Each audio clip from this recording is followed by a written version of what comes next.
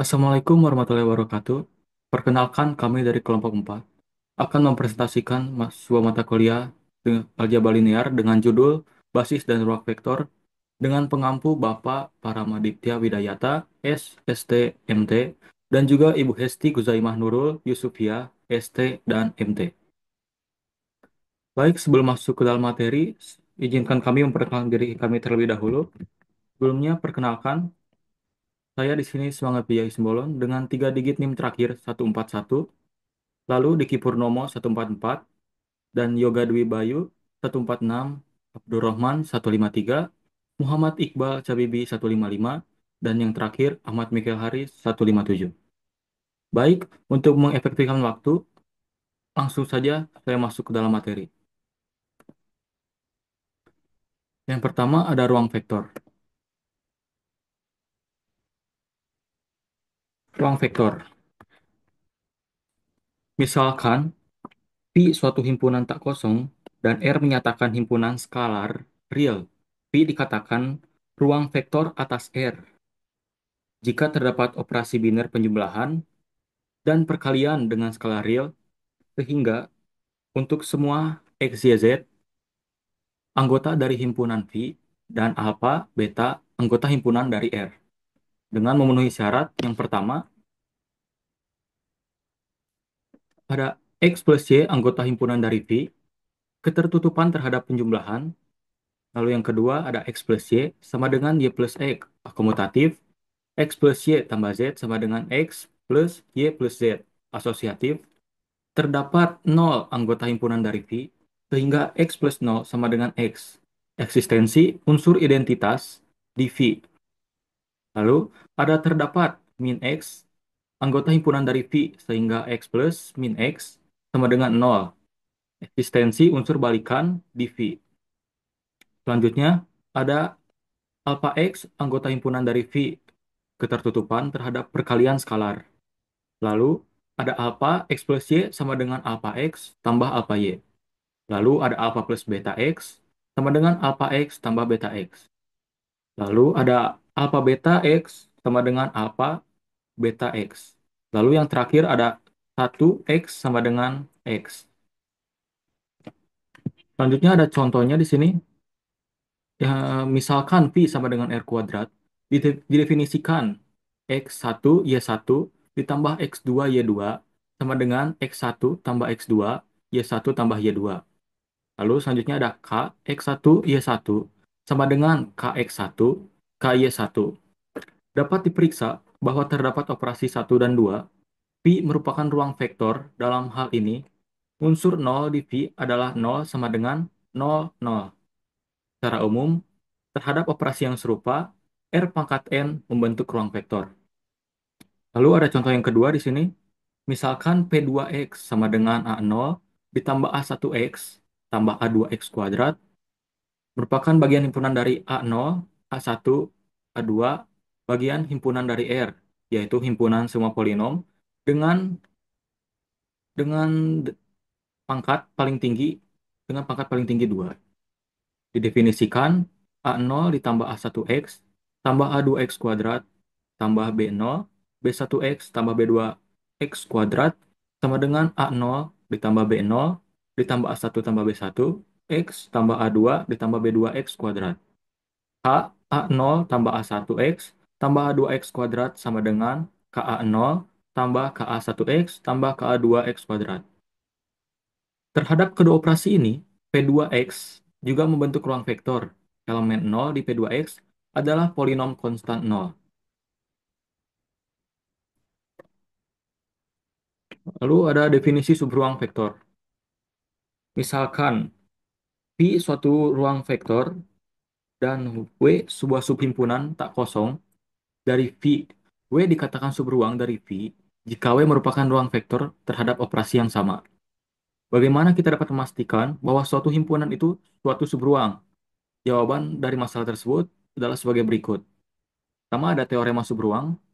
Misalkan W subhimpunan tak kosong dari ruang vektor V, W merupakan subruang dari V jika memenuhi kedua sifat berikut. X tambah Y anggota himpunan dari W, Untuk X, Y anggota himpunan dari W. Lalu alpha X anggota himpunan dari W untuk semua alpha anggota himpunan dari R dan X anggota himpunan dari W. Selanjutnya ada contoh.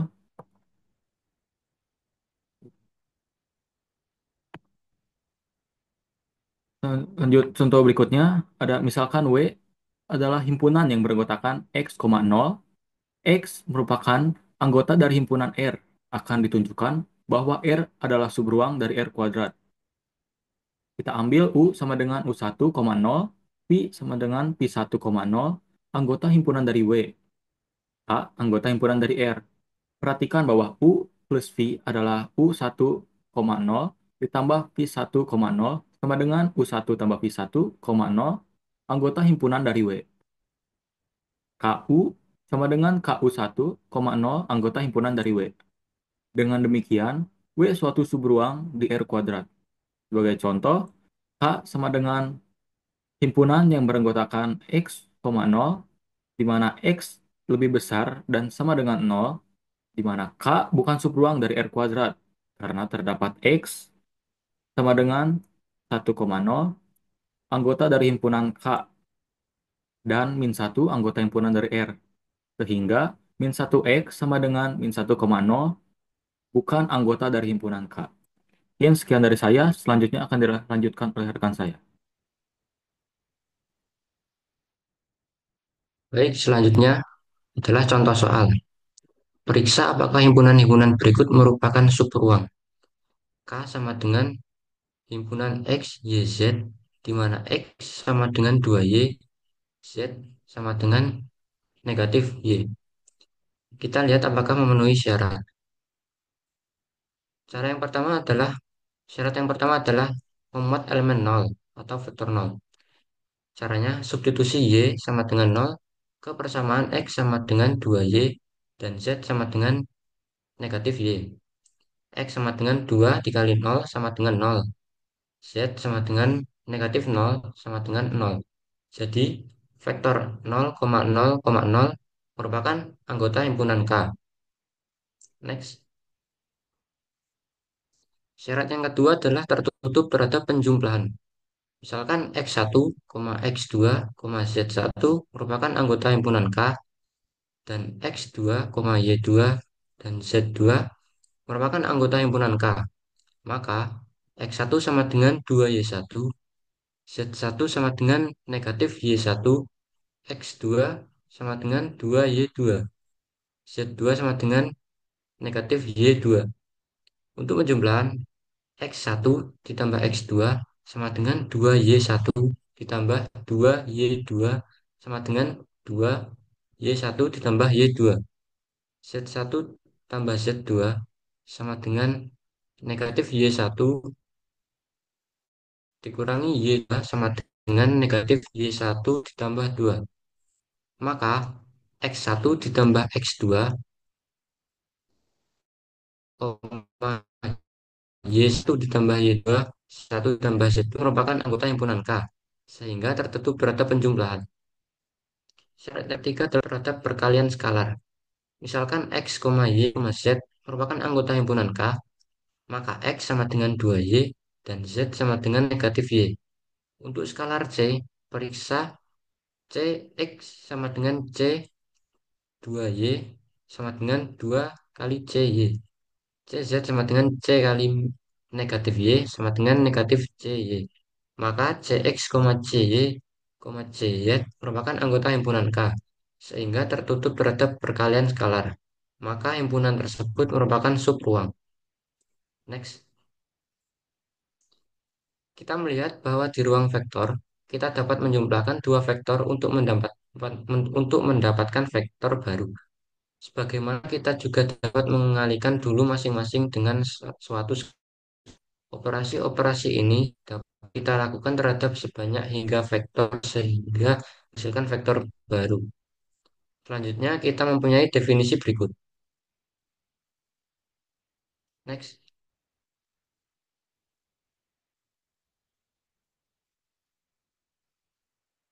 himpunan rentang atau spanning set.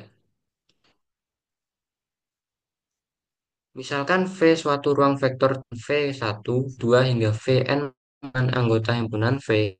Himpunan beranggotakan V1, V2, hingga Vn dikatakan merentang V jika setiap vektor di V merupakan kombinasi linear dari V1, V2, hingga Vn. Dalam hal ini kita menuliskan span himpunan V1, V2, hingga Vn merupakan anggota himpunan V. Contohnya, periksa apakah himpunan L 1,2, 1,3 merentang di R2. Untuk itu kita ambil vektor sembarang A, B di R2.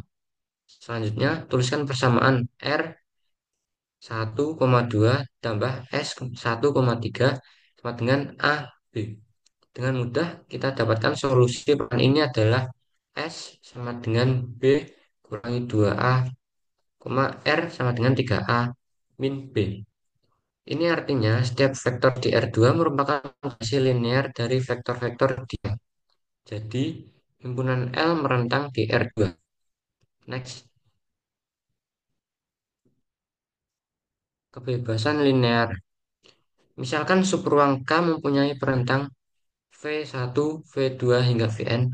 Satu masalah yang muncul adalah apakah kita dapat mereduksi himpunan ini dengan membuang sebagian vektor, tetapi sifat yang masih dipertahankan. Untuk menjawab masalah ini, kita mempunyai kriteria berikut. Misalkan V suatu ruang vektor dan V1, V2, hingga Vn merupakan anggota himpunan V, himpunan V1, V2, hingga Vn dikatakan bebas linear jika persamaan K1, V1 ditambah K2, V2 hingga ditambah Kn, Vn sama dengan 0. Ini hanya dapat dipenuhi oleh K1 sama dengan K1. Lanjut hingga Kn sama dengan 0. Selanjutnya akan diteruskan oleh rekan saya, Mas Yoga. Baik, akan saya lanjutkan. Untuk contoh soalnya, yaitu tentukan apakah V1 yang berisi 1,-2,3, V2 5,6,-1, dan V3 3,2,1 membentuk himpunan yang bebas linear atau tidak bebas linear. Penyelesaiannya, kita harus memeriksa apakah kombinasi linear K1V1 plus K2V2 plus K3V3 sama dengan 0. Memiliki solusi trivial atau non-trivial. K1 1 min 2 3 plus K2 5 6 min 1 plus K3 3 2 1 sama dengan 0. Diperoleh SPL homogen. K1 plus 5K2 plus 3K3 sama dengan 0. Min 2K1 plus 6K2 plus 2K3 sama dengan 0. 3K1 min K2 plus K3 sama dengan 0. Selesaikan SPL homogen di atas dengan metode eliminasi Gauss. Dapat kita peroleh yaitu kita tulis dalam bentuk ini 2320 min 1 6 10 0 4 2 min 1 0, kita perkalikan dengan perkalian OB 1 0 0 0 0 1 0 0 0 0 1 0. Kita mendapatkan solusi trivial yaitu K1 sama dengan 0, K2 sama dengan 0, K3 sama dengan 0. Karena kombinasi linear K1V1 plus K2V2 plus K3V3 sama dengan 0 mempunyai solusi trivial, maka dinyatakan V1, V2, V3 adalah himpunan yang bebas linear.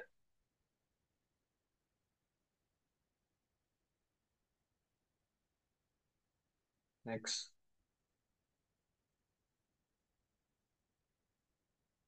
Untuk contoh soal selanjutnya adalah tentukan apakah V1 yang bertentukan 2, min 1, 4, V2, 3, 6, 2, dan V3, 1, 10, min 1 membentuk himpunan yang bebas linear atau tidak bebas linear. Penjelasannya adalah kita harus memeriksa apakah kombinasi linear K1V1, K2V2, plus K3V3 sama dengan 0. Ini saya sama seperti kayak tadi ya. Memiliki solusi trivial atau non-trivial. K1 yaitu 2 min 1 4 plus K2 3 6 2 plus K3 1 10 min 1 sama dengan 0. Diperoleh SPL homogen 2K1 plus 3K2 plus 2K3 sama dengan nol. Min K1 plus 6K2 plus 10K3 sama dengan nol. 4K1 plus 2K2 min K3 sama dengan nol. Selesaikan SPL pembagian di atas dengan metode eliminasi Gauss. Diperoleh solusinya K1 sama dengan T, K2 sama dengan min setengah T, K3 sama dengan min setengah T. Solusi Wah, non-trivial. Perhatikan bahwa jika T sama dengan nol, maka SPL memiliki solusi K sama dengan K1 sama dengan nol, K2 sama dengan nol, K3 juga sama dengan nol. Namun ada banyak solusi yang lain selain K1 sama dengan nol, K2 sama dengan nol, K3 sama dengan nol. Karena kombinasi linear K1 V1 plus K2 V2 plus K3 V3 sama dengan nol mempunyai solusi non-trivial, maka dinyatakan V1, V2, V3 adalah himpunan yang tidak bebas linear. Selanjutnya ke bab selanjutnya yaitu basis dan dimensi. Misalkan V suatu ruangan vektor dan V1, V2, dan V seterusnya sampai Vn, anggota himpunan dari V mempunyai himpunan B sama dengan V1, V2, dan seterusnya sampai himpunan N dinyatakan sebagai basis bagi V jika B berentang V dan bebas linear. Dalam hal ini, jika B merupakan basis bagi V, maka dinyatakan V berdimensi N, di mana dim V sama dengan N. Contoh, dengan mudah kita dapat memeriksa bahwa B sama dengan anggota dari beranggotakan 1,0 dan 0,1 bebas linear serta merentang R kuadrat. Jadi B merupakan suatu basis untuk R kuadrat dan dim R kuadrat sama dengan 2. B ini yang kita sebut basis baku bagi R kuadrat. Basis suatu ruangan vektor tidaklah tunggal. Selain basis baku di atas, dengan mudah kita dapat memeriksa bahwa K sama dengan beranggotakan 1,1 dan 1,-1 juga berbasis R kuadrat. Secara umum, jika alfa dan beta, alfa, beta, keduanya tidak nol, maka alfa yaitu 1,1 dan beta 1,-1 juga merupakan basis bagi R kuadrat. Kita mempunyai sifat bahwa kardinalitas setiap basis dari suatu ruang vektor adalah sama, bagaimana dinyatakan dalam teorema berikut. Koordinat matriks dan matriks transisi. Misalkan, suatu ruang vektor dengan basis B beranggotakan V1, V2 sampai Vn, dan V himpunan dari V, koordinat vektor V terhadap basis B adalah VB berisikan K, K1, K2, dan seterusnya sampai Kn, di mana K1, V1, plus K2, V2, plus K seterusnya sampai Kn, Vn, sama dengan V. Contoh, tentukan koordinat vektor V. Berisikan 1,0,3 terhadap basis B, berisikan 1,0,0, 1,20, 1-1,2. Solusi koordinat V terhadap B adalah vektor VB. K1, K2, K3 yang memenuhi K1 yaitu 1,0,0 plus K2 1,20 plus K3 1-1,2 sama dengan 1,03. Dengan mudah kita melihat bahwa solusi persamaan ini adalah K3 sama dengan 3/2, K2 3/4, K1 min 9/4, sehingga kita peroleh VB yaitu min 9, min 9/4, 3/4, 3/2. Selanjutnya akan dilanjutkan oleh teman saya.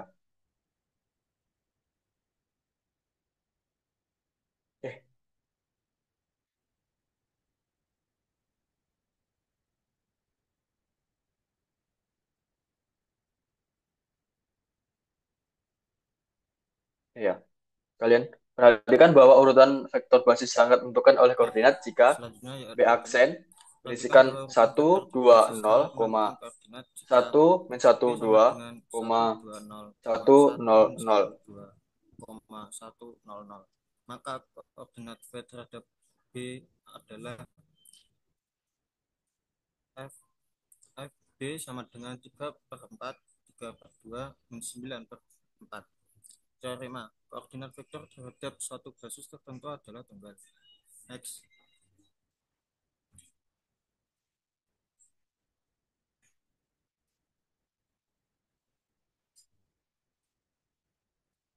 Contoh, tentukan koordinat PX sama dengan X terhadap basis min 1, 2, min X plus X plus X pangkat 2. Kita melihat bahwa koordinat vektor terhadap suatu basis adalah sesuatu yang unik yang dapat kita anggap sebagai identitas penting dari vektor tersebut.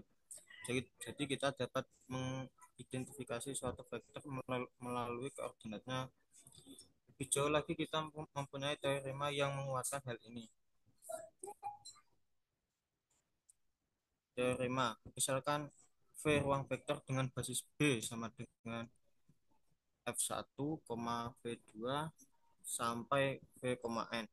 Maka terdapat korespondensasi satu-satu antara V dengan R pangkat N.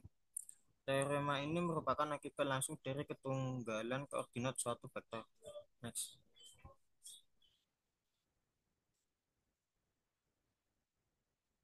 Matriks transisi. Sekarang pandang dua basis berbeda. B sama dengan V1, V2 sampai dengan Vn, dan B sama dengan U1, U2 sampai dengan UN. Untuk ruang vektor V, matriks transisi dari B ke B adalah sama dengan V1, B1 sampai dengan N sampai dengan B1, dan memenuhi hubungan V1 sama dengan P VB. Matriks P di atas adalah suatu matriks non singulir. Lebih lanjut, P-1 merupakan matriks transisi dari B ke B. Contoh, pandang dua basis B sama dengan 1,0,0,0,1,0,001 dan B sama dengan 100,110,111 untuk ruang vektor R pangkat 3. Dapat diperiksa bahwa matriks transisi dari B ke B adalah B sama dengan 1 min 1 0, 0 1 min 1, 0 0 1. Next.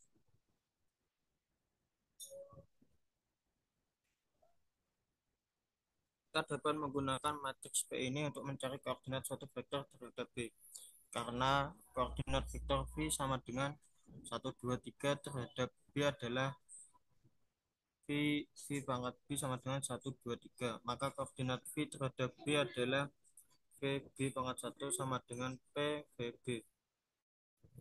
100 min 110 0 min 11 123 sama dengan min 1 min 13. Sebagai pengujian kita periksa bahwa 1100 min 1110 plus 3 111 sama dengan 123. Next.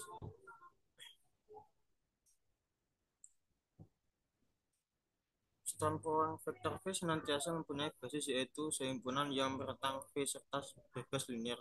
Selanjutnya, jika kita mempunyai subhimpunan B yang meretang subruang V, bagaimana kita dapat mereduksi B menjadi basis untuk W? Konsepnya sederhana, yaitu dengan cara membuang sebagian vektor sehingga vektor-vektor yang tersisa bebas linear. Salah satu tujuan pembahasan bab ini adalah menjawab permasalahan tadi. Kita memulai dengan definisi berikut.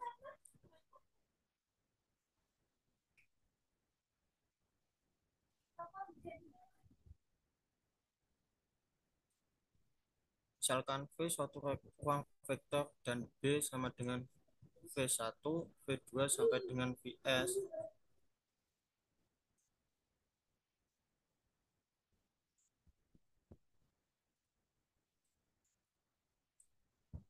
dan V. Himpunan yang dibangun oleh B adalah span B. Kita dibuktikan bahwa span B merupakan subruang dari B. Oleh karena itu, span B mempunyai basis dan dimensi. Oke, selanjutnya akan dilanjutkan oleh teman saya.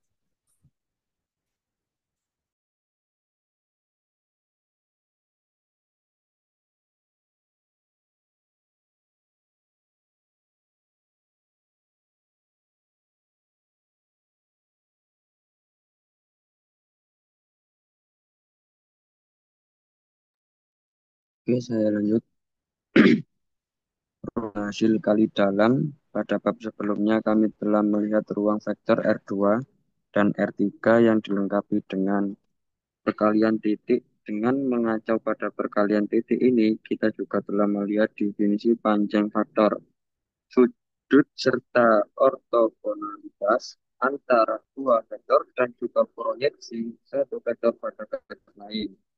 Pada bab ini kami akan melihat bentuk perumuman dari perkalian titik, sudut, ortogonalitas, dan juga proyeksi. Next. Misalkan V suatu ruang vektor atas R suatu fungsi V kali V dengan R disebut hasil kali dalam di V jika memenuhi sifat-sifat. Yang pertama yaitu X, lebih besar dari 0 dan X, sama dengan 0 sehingga X sama dengan 0. Yang kedua Y sama dengan X. Yang ketiga K, X, Y sama dengan KX, Y. X. Yang keempat X plus Y, Z sama dengan X, Z ditambah Y, Z. Pasangan V kita sebut ruang hasil kali dalam. Next. Transformasi linier. Kita telah melihat struktur ruang vektor dengan segala sifat-sifat yang dimilikinya. Pada bab ini kita akan mendiskusikan suatu fungsi di suatu ruang vektor. Persisnya fungsi yang akan kita kaji adalah apa disebut sebagai transformasi linear. Next.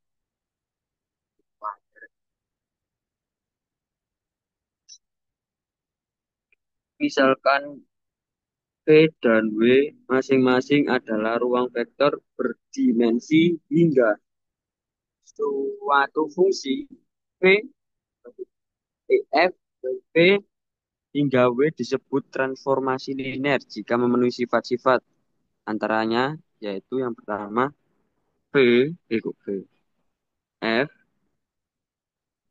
X ditambah X plus Y sama dengan Fx plus Y, untuk semua X, Y anggota himpunan V.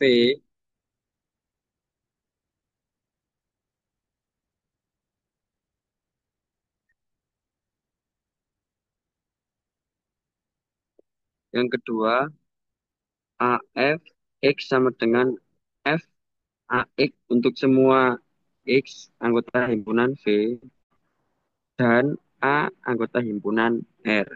Matriks representasi atau transformasi.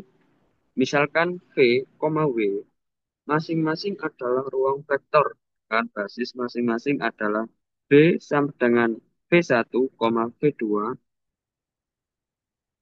hingga Vn, B,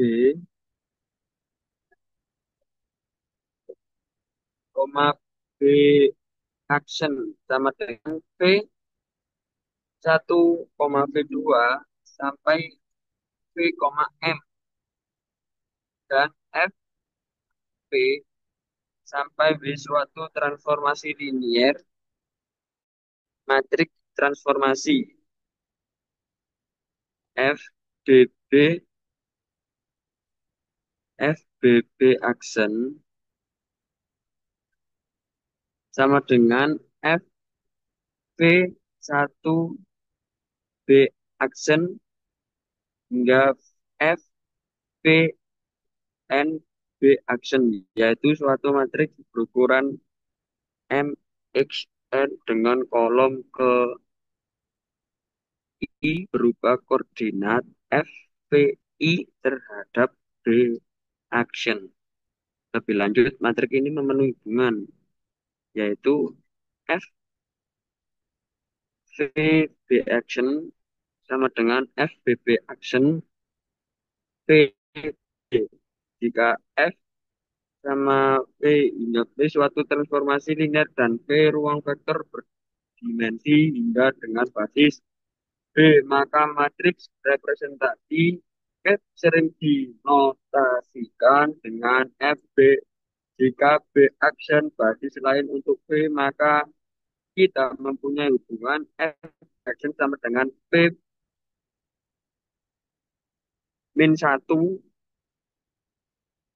FBP, dengan B menyatakan trik transisi dari B action ke B. Next,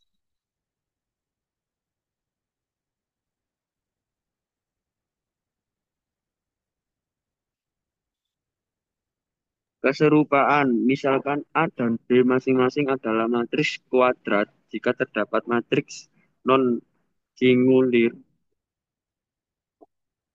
P yang memenuhi B sama dengan P AP, maka dikatakan A serupa dengan B. Berdasarkan definisi ini, dua buah matriks transformasi FP dan FB adalah serupa. Oke, kita lanjutkan dengan rekan kita. Baik, akan saya lanjutkan. Sebelumnya, Mas, diagonalisasi. Yang diagonalisasi biasa, Mas. Diagonalisasi, misalkan A dan B masing-masing adalah matriks kuadrat jika terdapat matriks non singulir P yang memenuhi. B sama dengan P pangkat min 1 AP, maka dikatakan A serupa dengan B. Berdasarkan definisi ini, dua buah matriks transformasi FB dan FBX action adalah serupa. Next, diagonalisasi ortogonal. Suatu matriks M dikatakan matriks ortogonal jika memenuhi hubungan M pangkat min 1 sama dengan M pangkat T. Berikut adalah contoh-contoh. A 1/(2), 1/(2) 0. 0, 0, 1, 1/(2), min 1/(2), 0. A pangkat T sama dengan 1/(2), 1/(2), 0, 1/(2). 1/(2), 0, min 1/(2). 0, 1, 0. Dapat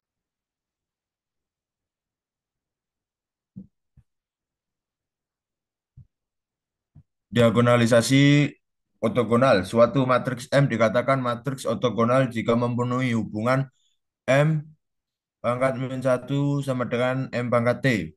Contoh, perhatikan matriks-matriks bawah ini. A sama dengan 1/(2), 1/(2), 0. 0, 0, 1, 1/(2), min 1/(2), 0. A pangkat T sama dengan 1/(2), 0, 1/(2).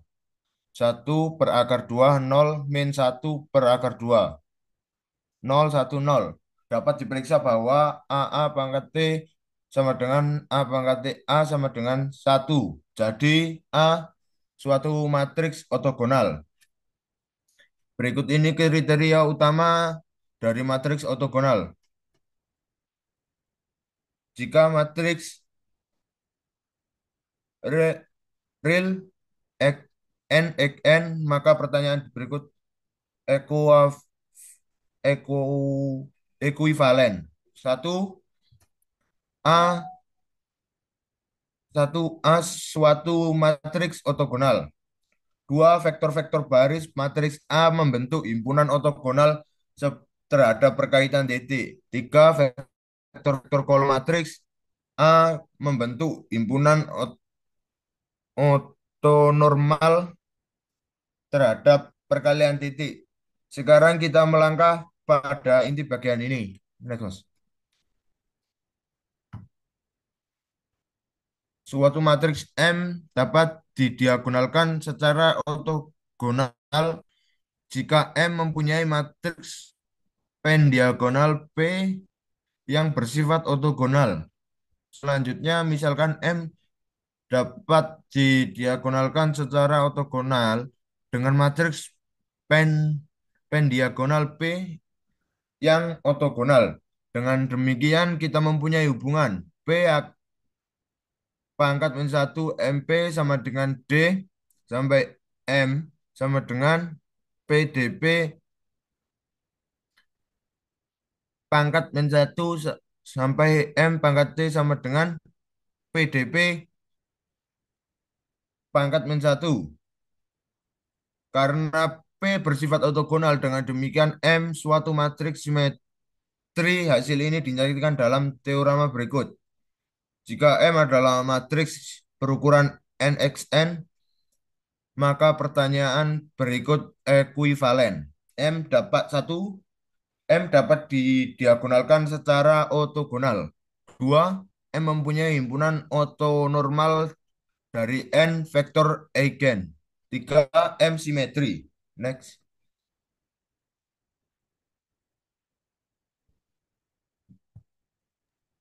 Mungkin sekian dari kelompok kami. Mohon maaf atas segala kekurangan dan mohon maaf bila ada salah kata. Sekian dari kelompok kami. Wassalamualaikum warahmatullahi wabarakatuh. Waalaikumsalam. Waalaikumsalam warahmatullahi wabarakatuh.